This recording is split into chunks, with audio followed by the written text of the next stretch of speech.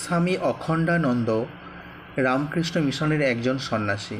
ওনার সময়ে 1934 সালের দিকে বিহারের একটি অংশে ভূমিকম্প হয় এবং সেখানকার বহু মানুষ বিপদের মধ্যে পড়ে।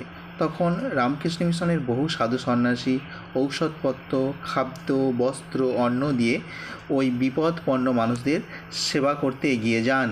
স্বামী অখণ্ডানন্দ ওই স্থানে থেকে সেবকদের তিনি নানা উপদেশ দিতেন এবং উৎসাহ দিতেন, নানাভাবে তাদেরকে দিয়ে সেবা কার্য করিয়ে নিতেন। তিনি বিপদপন্ন মানুষদের পাশে থাকতেন, তাদের অবস্থার কথা জিজ্ঞাসা করতেন এবং তাদের সঙ্গে সহানুভূতিপূর্ণ কথা বলতেন, আচরণ দিতেন এবং প্রয়োজন মতো সেবাও দিতেন। হয়তো তিনি যথেষ্ট পরিমাণ মতো সব কিছু দিতে পারেনি, কিন্তু তার যথেষ্ট আন্তরিকতা দেখিয়েছেন এবং তাদের কল্যাণ চেয়েছেন, মনে প্রাণে ভালো ছিলেন।